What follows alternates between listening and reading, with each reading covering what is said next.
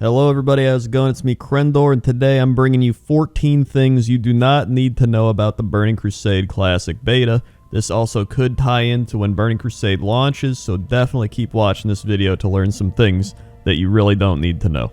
The first thing is that the Master Skinning Trainer in Thrallmar is named Murutu.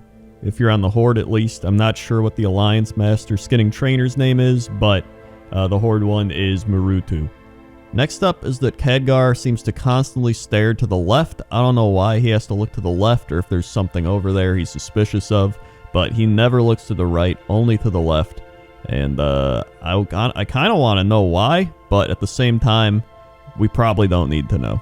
Number 3 is that if you run up this hill behind the Thrallmar Alchemist Tower and jump off, you probably assume that you're going to die. That would be correct, because you do die. However, you might experience a Lua air.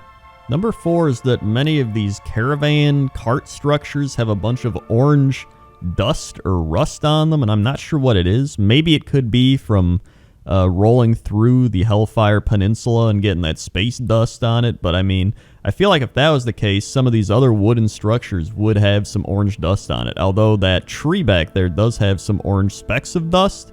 I'm not too sure if that's going to be the same dust that was on those carts. Definitely comment below on what you think that orange dust could be. Number 5 is what Farseer Regalcut says, and that is, Wellmut, whatever you are, your arrival in Thrallmar could not have occurred at a better time. The War Chief is depending on us since he cannot be here himself. Now, some people might say this is something you need to know because you know that the War Chief is not here himself. I would argue you don't need to know that because you could play through this entire expansion while leveling and never know that fact, and you'd still be able to do most of the content. So I'd say this is something you do not need to know. Number 6 is that there's this star up in the sky, and there's no other star like it. It's kind of like a bigger star compared to all the others. It's not a planet, because there are planets up in the sky. However, maybe it is a faraway planet. You know, these ones might just be very close, which is why we see them. And that one's just really far away. So that's the only one I was able to find up in the sky. And that's number 6. Number 7 could impact your decision between the Scryer and Aldor.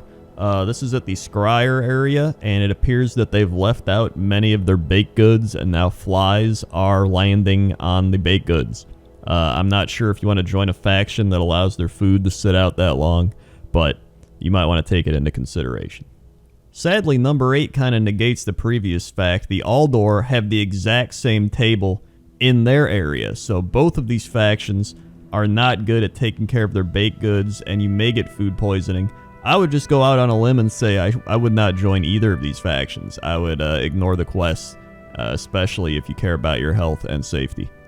Now, if you don't care about your health and safety, we can get into some more details. In the Aldor area, there is a book that is glitched out, attempting to, I think, close and open, or just constantly close. I'm not sure which it's trying to do, but it is there if you are looking to go Aldor. One big negative about the Aldors, they have this painting of a child and a painting of a woman right next to each other when you walk into the inn, and it's also there when you walk a little bit further into the inn. And I don't know many places that have the same paintings, if you will, so close together. And it seems just like bad decor energy, so I'm really not vibing with the Aldor on that one. However, it appears on the other side, over at the Scryer Inn, they have a lot of drug paraphernalia and drug usage, as you can see all around the room. There's also oranges, so if you're into oranges and drugs, the Scryer may be for you. If not, you may have to look the Aldor way.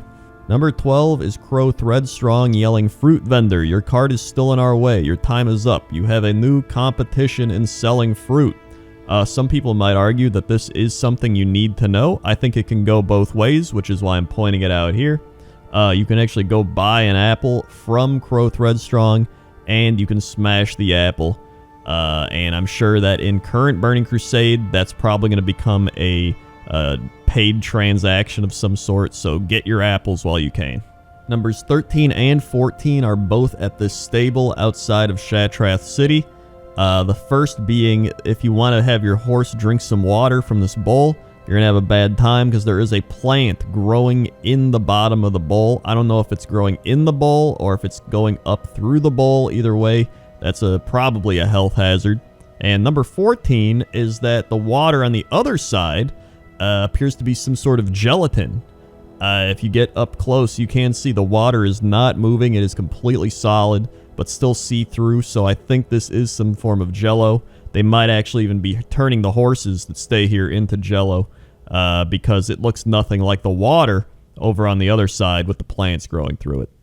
And those are the 14 things you don't need to know about the Burning Crusade beta. Remember to like, comment, subscribe, all the YouTube lingo. Check out these videos. And if you want to know more things you don't need to know, let me know. Okay? Okay. See ya.